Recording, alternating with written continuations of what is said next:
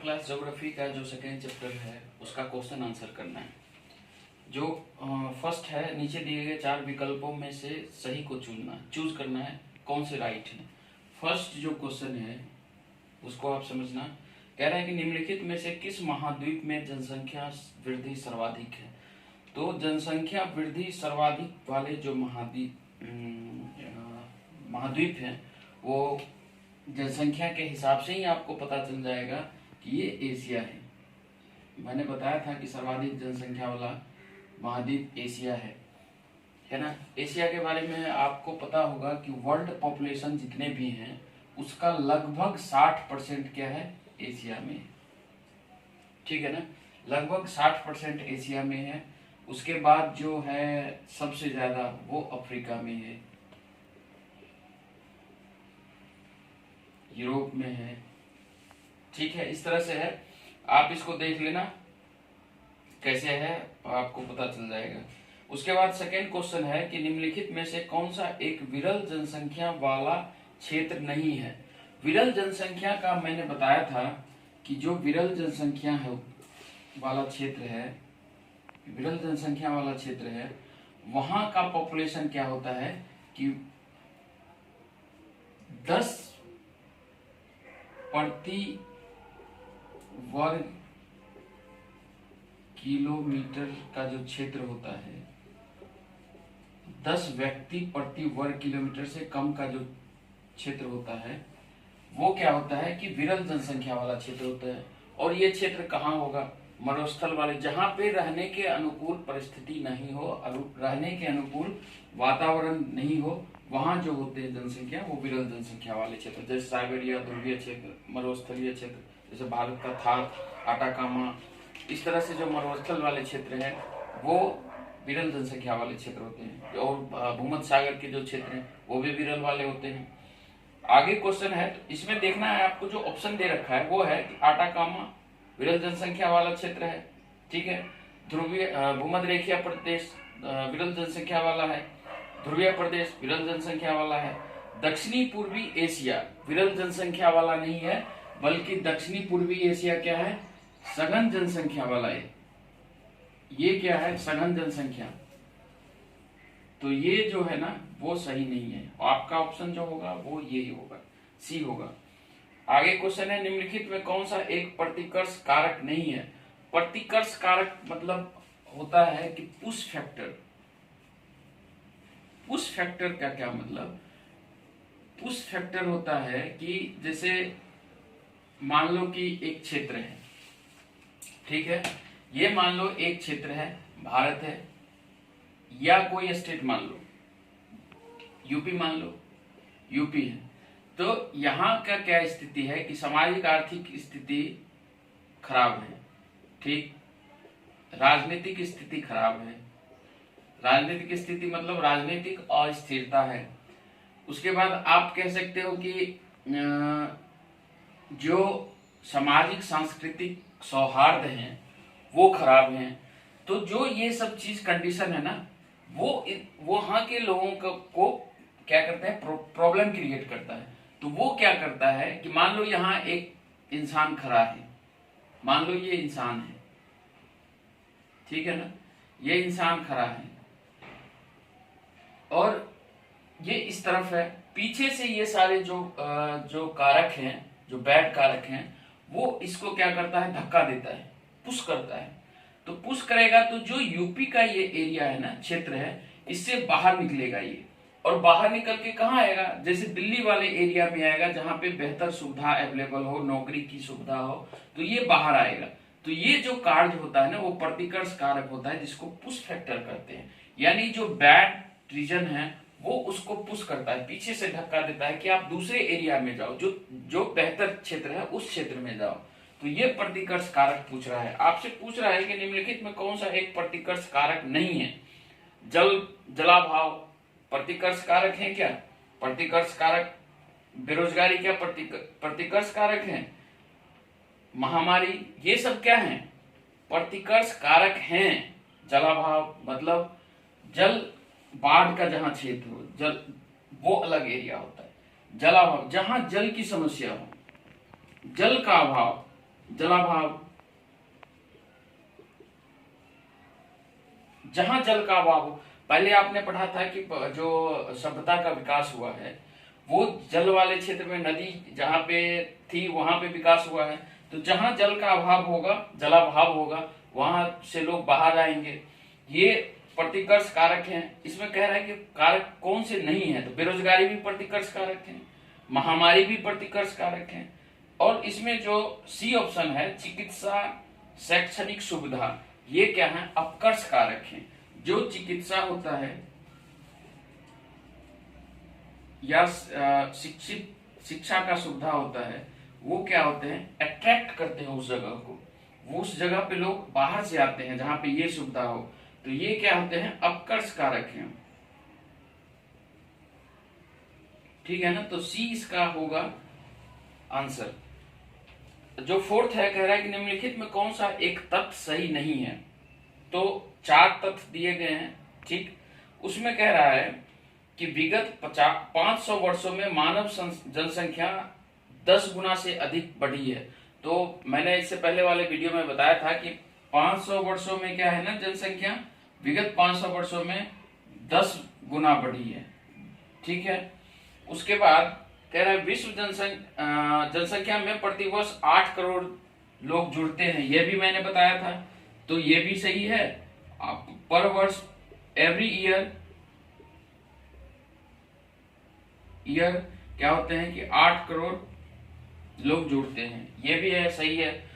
5 से 6 अरब तक बढ़ने में जनसंख्या को 100 वर्ष लगे थे, नहीं, 5 से 6 अरब की जो जनसंख्या है वो जनसंख्या मात्र 12 वर्षों में हुई है। ठीक है ना, तो ये जो स्टेटमेंट है सी, वो गलत है।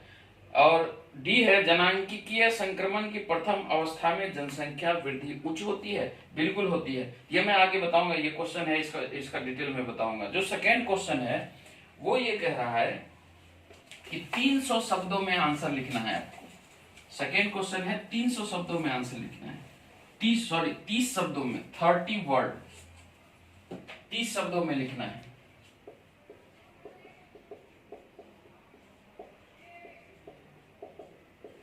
इसमें जो सेकेंड क्वेश्चन है वो कह रहा है, फर्स्ट है उसमें, जनसंख्या के वितरण को प्रभावित करने वाले 3 भौगोलिक कारक का उल्लेख करें। तो जनसंख्या को प्रभावित करने वाले कारक पूछ रहा है, जनसंख्या को प्रभावित करने वाले कारक।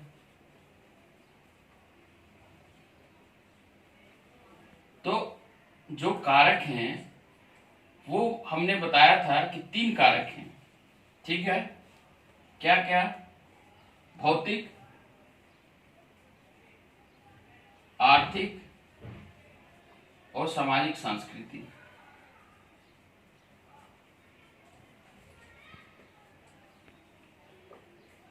तो आप भौतिक कारक में भी लिख सकते हो, जैसे जल की उपलब्धता, जल की उपलब्धता के बारे में कि जहां जल उपलब्ध है। दूसरा कारक आप भू आकृति भी लिख सकते हो, जो जहाँ पे भू आकृति है, मैदानी वाले एरिया में लोग इसलिए बसते हैं कि खेती करना, जाना नहीं है, परिवहन की सुविधा, उद्योग लगाना ये आसान होता है। उसी तरह से आप ये भी मृदा भी लिख सकते हो कि मृदा जहाँ पे उपजाऊ हो वहाँ पे जनसंख्या का जो बसाव है वो होता है। आर्थिक कारक में आप खनिज की उपलब्धता जहाँ पे हो वहाँ पे लोग बसते हैं। औद्योगिकरण हो वहाँ पे लोग जाते हैं, बसते हैं। तो इसी तरह से नगरीकरण है। ठीक है, नगरीकरण क्या होता है कि वहां पे स्वास्थ्य शिक्षा की व्यवस्था होती है ना, ऑथराइज स्कूल नहीं होते हैं, तो पानी की व्यवस्था होती है समय से। जैसे सामाजिक आर्थिक कारक भी आपको पता है कि जैसे मैंने उदाहरण दिया था, मथुरा में क्यों लोग घनी आबादी है, हरिद्वार में क्यों है, उज्जैन में क्यों है। तो इस तरह से आपको देखना है, इसको आप पहले वाले वीडियो में देखोगे तो समझ में आ जाएगा।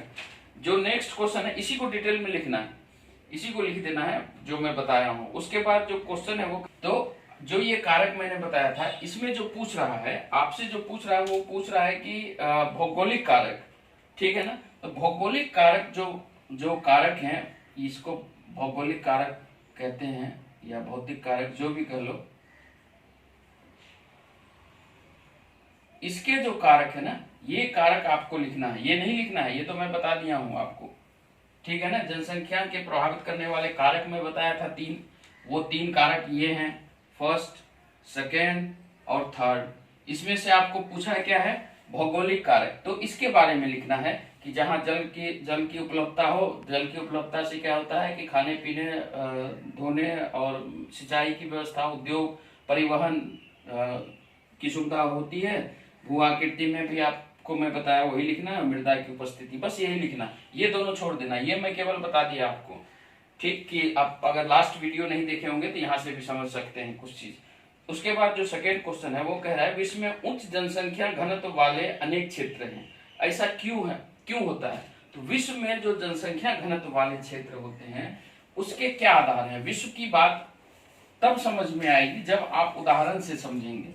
जैसे आप देखेंगे कि जो गंगा का मैदान है, भारत में अगर बात करूं तो जो गंगा का मैदान है वो बहुत उपजाऊ मैदान है, दोमट मृदा है, दोमट मिट्टी है। तो दोमट मिट्टी क्या है कि नदियों द्वारा लाई गई मिट्टी है, जो हर साल नदियां लाती है अपने साथ पानी बाढ़ के द्वारा या अपने अपने पानी के थ्रू। तो दोमट मिट्टी क्या है, उपजाऊ मिट्टी है। तो उपजाऊ मिट्टी क्या होता है, खाद्यान्न की प्रचुर मात्रा में उत्पादन करती है ये मिट्टी। तो खाद्यान्न की समस्या, सबसे पहला काम लोगों का क्या होता है, भोजन। तो भोजन की समस्या ये मिट्टी क्या करती है, खत्म कर देती है। उसी तरह से जहां पे उद्योग लगता हो, तो अभी हमने भू आकृति में देखा था कि मैदानी एरिया में उद्योग लगाना आसान होता है, तो साथ साथ खाद्यान्न की भी है, उद्योग भी लगाना आसान होता है। तो क्या होता है कि बसाव ज्यादा होता है लोगों को। तो यहाँ पे बसाव होने का रीजन यही होता है कि जो एरिया जहाँ पे जो क्वेश्चन है, विश्व में उच्च जनसंख्या घनत्व वाले अनेक क्षेत्र हैं, ऐसा क्यों। तो उद्योग जहाँ पे होगा, जहाँ पे खाद्यान्न की सुविधा होगी, परिवहन की सुविधा होगी, वहां पे जनसंख्या का घनत्व और बसाव ज्यादा होगा। जैसे आपके उसमें आप देखोगे कि नॉर्थ अमेरिका है, नॉर्थ ईस्ट अमेरिका, वहां पे न्यूयॉर्क जैसे शहर हैं, वाशिंगटन डीसी हैं, ये बड़े बड़े शहर में क्या है, उद्योग, बड़े बड़े उद्योग है, परिवहन की सुविधा है, अटलांटिक महासागर से लगा हुआ क्षेत्र है। तो यहाँ पे क्या है, जनसंख्या का बसाव ज्यादा है। फिर आप देखेंगे south Asia, south east Asia, ये सब सारे क्षेत्र क्या हैं, घनी आबादी वाले क्षेत्र है। तो उसका रीजन यही है, ठीक है। उसके बाद कह रहा है कि जनसंख्या परिवर्तन के 3 घटक कौन से हैं। तो जो जनसंख्या परिवर्तन के 3 घटक हैं उसके बारे में मैं बताया था, फिर से बता देता हूं, चर्चा कर देता हूं थोड़ी बहुत। जनसंख्या घटक जो है वो 3 जनसंख्या घटक के कारक। तो जनसंख्या घटक के जो कारक हैं उसको समझना है, ये 3 कारक हैं। एक तो कारक है वो है जन्म, एक है मृत्यु और एक है प्रवास। जन्म को ही कहते हैं, जन्म या जन्म दर कह लो,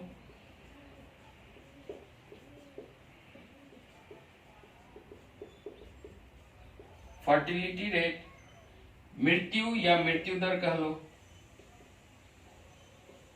ये क्या है, मॉर्टिलिटी रेट। और ये क्या है, माइग्रेशन,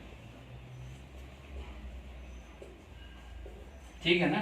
तो ये क्वेश्चन जो है जनसंख्या परिवर्तन के 3 घटक कौन है, यही पूछ रहा है केवल आपसे। वो 3 घटक के नाम, फर्स्ट, सेकेंड और थर्ड। इसमें क्या होता है, इसमें क्या होता है, इसको अगर निकालना हो तो इसके निकालने का फॉर्मूला ये होता है कि जो मिड ईयर है ना, मिड ईयर, वो उसको काउंट करते हैं, मिड ईयर को लेते हैं और 1000 वोमेन को लेते हैं। यानी 1000 पे जो बर्थ होते हैं उस बर्थ को किससे डिवाइड करते हैं, उससे डिवाइड करते हैं मिड ईयर की पॉपुलेशन से। यानी जन्म दर को अशोधित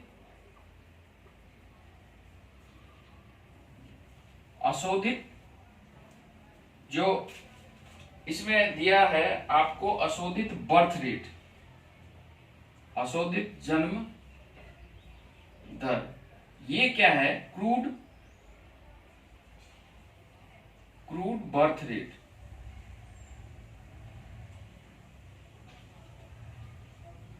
इसको CBR लिखते हैं। जो ये है वो ये है कि जो जन्म लेते हैं, जो बच्चे जन्म लेते हैं, वो टोटल बर्थ, टोटल जन्मे बच्चे कह सकते हैं, या टोटल बर्थ,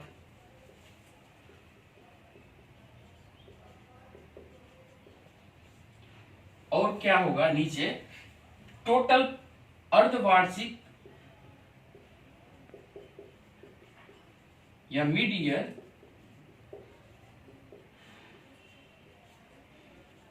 पॉपुलेशन, अर्धवार्षिक जनसंख्या या मिड ईयर पॉपुलेशन इनटू, चूंकि 1000 वोमेन पे है, 1000 वोमेन, ये इसके निकालने का फॉर्मूला है। ठीक है। उसी तरह से जो मृत्यु दर है, इसको अगर निकालना हो तो इसको कहते हैं क्रूड डेथ रेट। ये क्या होता है? ये CDR होता है। अब इसमें क्या होता है कि टोटल जन्म के बाद जो बच्चे का डेथ होता है उसको लेते हैं, यानी जन्म के बाद टोटल मृत्यु, जन्म के बाद मृत्यु किसका? बच्चों का। और क्या नीचे क्या लेते हैं? एस्टिमेटेड पॉपुलेशन, मतलब अनुमानित जनसंख्या, अनुमानित जनसंख्या, एस्टिमेटेड।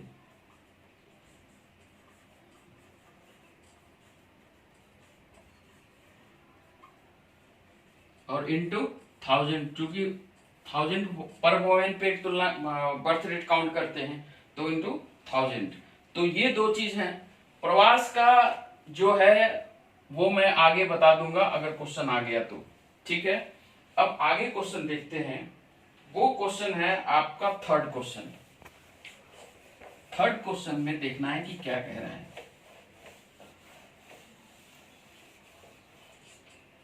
थर्ड क्वेश्चन कह रहा है कि अंतर स्पष्ट करना है। क्या? दो अंतर स्पष्ट करना है, एक जन्म दर, एक मृत्यु दर। ठीक है। जन्म दर और मृत्यु दर में अंतर स्पष्ट करना है। तो किसी क्षेत्र विशेष में जो जनसंख्या, जो बच्चे जन्म लेते हैं टोटल, उसको जब हम परसेंटेज में लिखते हैं, ठीक है, तो वो क्या हो जाता है? जन्म दर। और जो मृत्यु होते हैं उसको अगर परसेंटेज में लिखते हैं तो मृत्यु हो जाता है। दूसरी बात, इसको काउंट कैसे करते हैं? जो फॉर्मूला है क्रूड बर्थ रेट का, उसको दिखाना है, और इसमें है क्रूड डेथ रेट का, उसको दिखाना है। इसमें ध्यान रखना है, फिर से मैं बता देता हूं, इसमें ध्यान रखना है कि जो ऊपर लिखेंगे ना वो कुल जन्म, ठीक, जो नीचे लिखेंगे वो लिखेंगे अर्धवार्षिक जनसंख्या इंटू 1000। ठीक है। इसमें जो लिखेंगे, चूंकि हम डेथ की बात है, तो कुल मृत्यु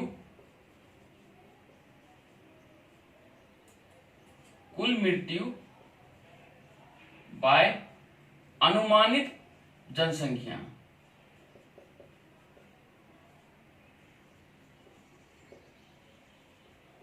किसका?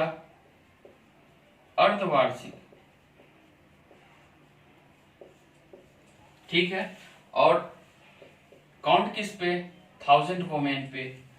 तो कुल जन्म, कुल मृत्यु, ठीक, अर्धवार्षिक जनसंख्या और अर्धवार्षिक अनुमानित जनसंख्या। इसमें अनुमानित जनसंख्या एस्टिमेटेड पॉपुलेशन, इसमें जो पॉपुलेशन है उसको लेते हैं, ठीक है। ये आपके अंतर हैं।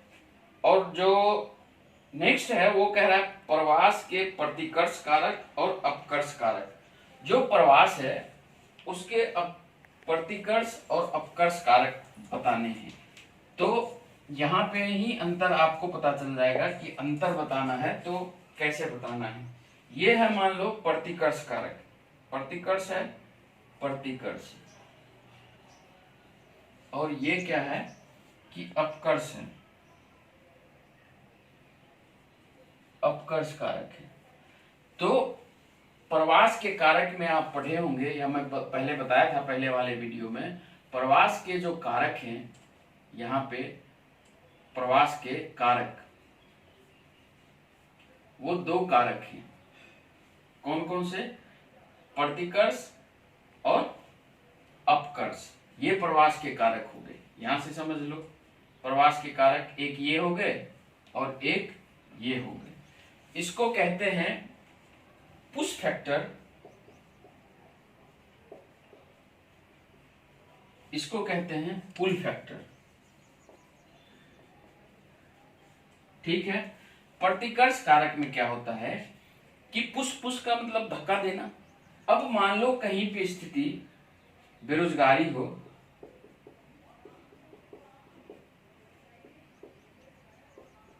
हिंसा हो,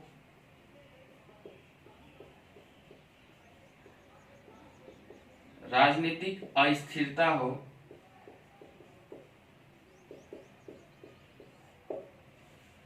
स्वास्थ्य, शिक्षा का अभाव हो, ये आदि बहुत सारे रीजन हो सकते हैं, बहुत सारे रीजन हो सकते। ये सारे कारक हो किसी क्षेत्र में। मान लो ये क्षेत्र है, फिर से मैं बता देता हूं। ये मान लो उस समय यूपी बताया था, इस बार बिहार ही बता देता हूं। ये मान लो कि बिहार है, ठीक है, ये बिहार का एरिया है। यहाँ पे बेरोजगारी है, राजनीतिक अस्थिरता है, शिक्षा स्वास्थ्य का अभाव है। तो ये कारक जो होते हैं, ये कारक हमें पीछे, ये रीजन है, मुझको बाहर आने के लिए, दिल्ली आने के लिए, दिल्ली पहुंचाने के लिए यही फैक्टर काम करते हैं जो मुझको पीछे से धक्का दे के दिल्ली पहुंचाता है। जहां पे बेहतर मतलब रोजगार की व्यवस्था हो, राजनीतिक स्थिरता हो, शिक्षा स्वास्थ्य बेहतर हो, तो ये प्रतिकर्ष कारक हो गए, ठीक। जो अपकर्ष कारक होते हैं, ये फिर से बिहार है। यहाँ क्या है, राजनीतिक स्थिरता है,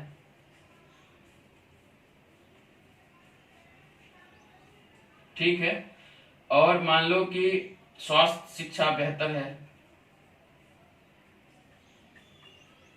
स्वास्थ्य शिक्षा बेहतर है, ठीक। उसी तरह से रोजगार के अवसर हैं, तो ये फैक्टर जो होते हैं वो पुल करते हैं। पुल का मतलब अपनी तरफ खींचते हैं। यानी ये अगर मान लो ये गेट है, ये गेट है और यहाँ पे लोग हैं, ठीक है ना, तो ये लोग बाहर नहीं जाएंगे। क्यों बाहर क्यों नहीं जाएंगे, तो पुल ये खींचता है। कौन खींचता है, ये रीजन है। इस तरह के जो रीजन है उसको अपनी तरफ खींच के रखता है कि तुम बाहर मत जाओ, तो वो बाहर नहीं जाएंगे क्योंकि उनको सारी सुविधाएं इस क्षेत्र के अंदर ही मिल रहा है, तो उस क्षेत्र से बाहर नहीं जाएंगे, ठीक है। इस चीज को समझना था, बाकी वीडियो में बताया हूं उसमें आप देख सकते हो। उसके बाद है जनांकीय संक्रमण की 3 अवस्थाएं, ठीक है। तो जनांकीय संक्रमण जो है उसकी अवस्थाएं बताना है। 3 अवस्थाएं।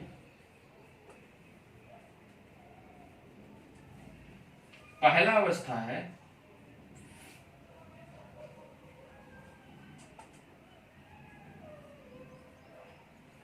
ये क्या कहता है, ये कहता है कि जो पहले के लोग थे तो वो क्या थे, अशिक्षित थे, है ना, स्वास्थ्य की सुविधा बेहतर नहीं होने की वजह से कई रीजन थे।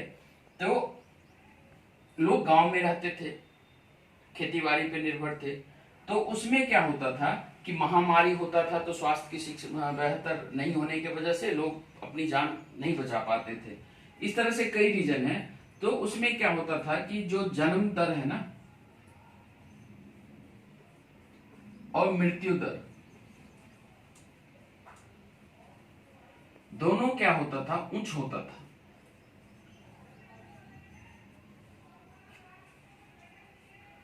यानी जो पहला अवस्था है उसमें जन्म दर और मृत्यु दर उच्च होता था। क्या करते थे लोग, लोगों को ये पता था कि स्वास्थ्य की सुविधा बेहतर नहीं है, तो अगर मान लो कोई व्यक्ति, किसी व्यक्ति को 5-6 बच्चे होते थे तो उसमें 2-3 बच्चे मर भी जाते, डेथ कर जाते थे किसी ना किसी महामारी में या किसी ना किसी बीमारी की वजह से, स्वास्थ्य सुविधा बेहतर नहीं होने की वजह से। तो ये व्यक्ति जो है ना, वो ये मान के चलते थे कि 2-4 बच्चे मरने हैं तो ज्यादा बच्चा पैदा कर लेते थे, तो जन्म दर उच्च होता था, ठीक है, मृत्यु दर उच्च होता था, स्वास्थ्य बेहतर नहीं हो, स्वास्थ्य जो सेक्टर है वो बेहतर नहीं होने की वजह से। तो जो जनसंख्या है वो धीरे धीरे बढ़ता था, मतलब बढ़ता था, बिल्कुल धीरे धीरे नहीं बढ़ता था, लेकिन जो जनसंख्या की रफ्तार होनी चाहिए उस हिसाब से नहीं। जो सेकेंड अवस्था है वो, उसमें क्या हुआ कि लोग शिक्षित हो गए, स्वास्थ्य सुविधाएं बेहतर हो गई। जैसे भारत में आप देखोगे आजादी के बाद तो लोग शिक्षित हुए। भारत सरकार ने, ब्रिटिश सरकार तो स्वास्थ्य पे ध्यान देती नहीं थी, तो भारत सरकार ने जब से स्वास्थ्य पे ध्यान देना शुरू किया तो स्वास्थ्य सेक्टर बेहतर हो गया। तो क्या हुआ इस सेक्टर में कि जन्म दर तो बना रहा, उच्च बना रहा, ठीक है ना, और मृत्यु दर क्या हो गया, कम हो गया।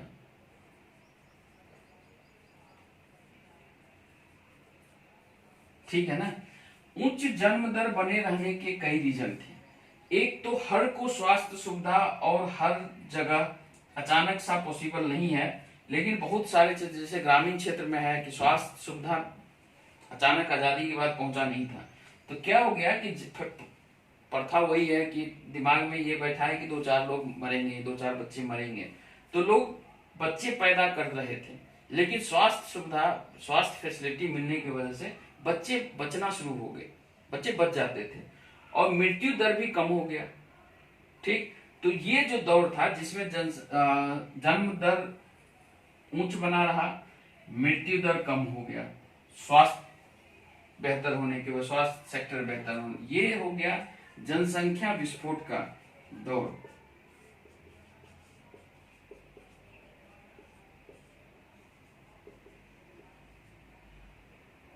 इसको कह सकते हैं जनसंख्या विस्फोट की अवस्था।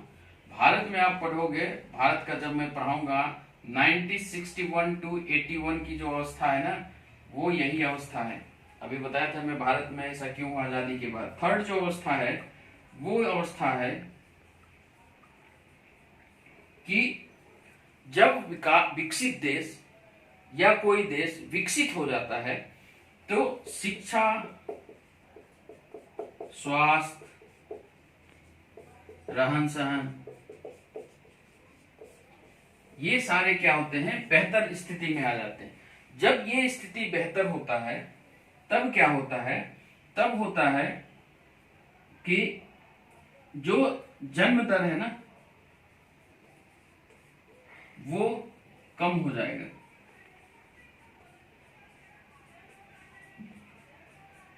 और मृत्यु दर भी क्या हो जाएगा,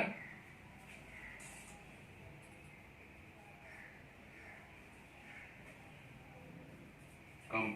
तो इस तरह से क्या होता है कि जनसंख्या सस्टेन करना मुश्किल हो जाता है, या तो ग्रोथ रुक जाता है, पॉपुलेशन ग्रोथ, या ग्रोथ क्या हो जाता है, धीरे धीरे बढ़ना शुरू होता है। जो वृद्धि है, जनसंख्या वृद्धि, वो या तो रुक जाएगा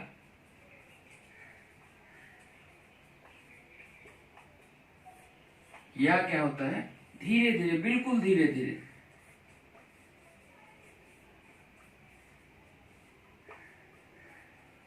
और हालात क्या होते हैं, कभी कभी निगेटिव ग्रोथ में भी जाता है, अभी मैं आगे बताऊंगा।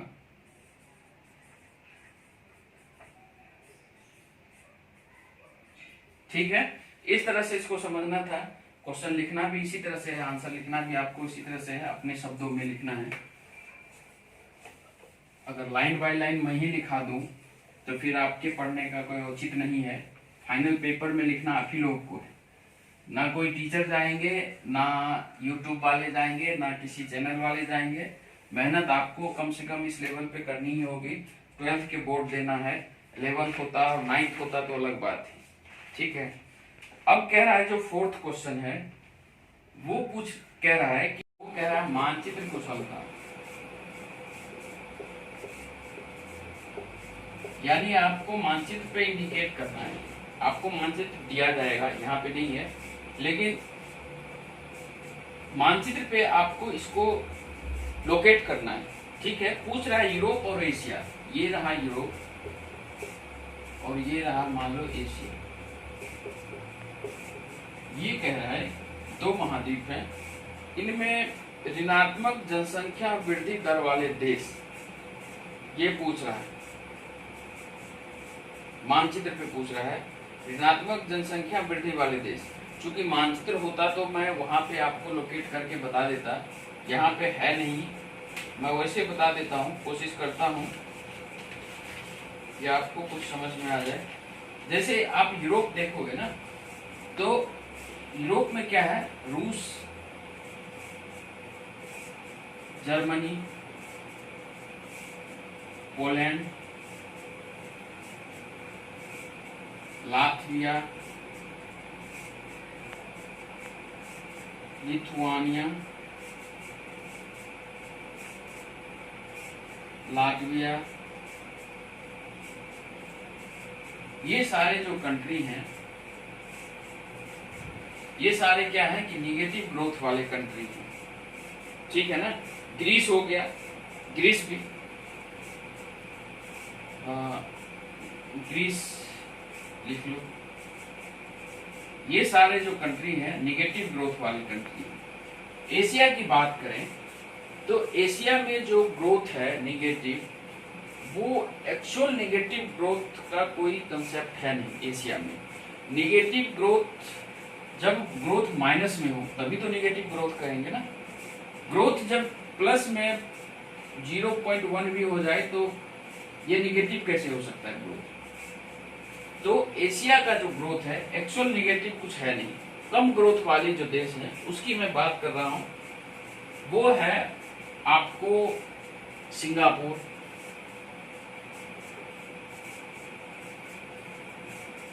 उसके बाद आप ताइवान, ठीक है, उसके बाद आप देखोगे जापान, है ना। चीन में भी अभी हालात यही है, चीन, ठीक। इस तरह से जो देश हैं, बाकी भी देश हैं, तो ये जो है इसको लोकेट करना है आपको मैप पे। मैप रहता तो मैं बताना कोशिश करूंगा, नेक्स्ट क्लास में मैं मैप सामने रखूंगा। उसके बाद जो नेक्स्ट क्वेश्चन है वो कह रहा है कि 3% से अधिक जनसंख्या वृद्धि दर वाले अफ्रीकी देश का नाम बताना है। जो जनसंख्या वृद्धि हो वो 3% से ज्यादा हो। अफ्रीका में, अफ्रीकी है ना, अफ्रीकी है, अफ्रीकी देश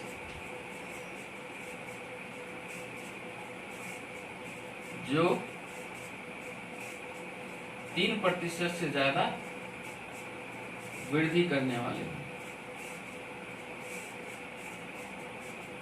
इसमें आप देखोगे तो मोस्टली जो अफ्रीकन कंट्री है ना, मोस्टली कंट्री वो 3% से ज्यादा ही ग्रोथ करती है। ठीक है, जैसे आप देख लो नाइजर, चाड, उसके बाद सोमालिया, दक्षिणी सूडान, आइवरी कोस्ट,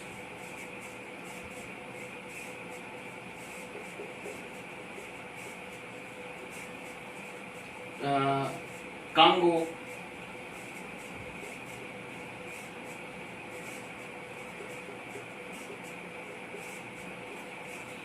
इस तरह से कई सारे कंट्री हैं अफ्रीका में।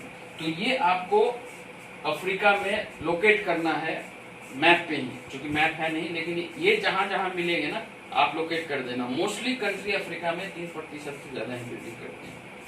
तो ये क्लास आपका क्वेश्चन आंसर खत्म हो गया। एक परियोजना या क्रियाकलाप है वो आपको खुद से करना है। अपने राज्य में जनसंख्या वितरण और घनत्व पर एक संक्षिप्त रिपोर्ट लिखनी है अपने राज्य। आप जिसे दिल्ली से हो, यूपी से हो, बिहार से हो, मध्य प्रदेश, राजस्थान, जहाँ से भी हो, वहाँ के बारे में आपको एक रिपोर्ट लिख के आपको टीचर से चेक करवानी है। ये काम आप कर लेंगे स्कूल में या कहीं जिससे आप पढ़ रहे हो। बाकी ये काम कंप्लीट हुआ, आप एक बार करके देखना, क्वेश्चन आंसर जरूर। All the best.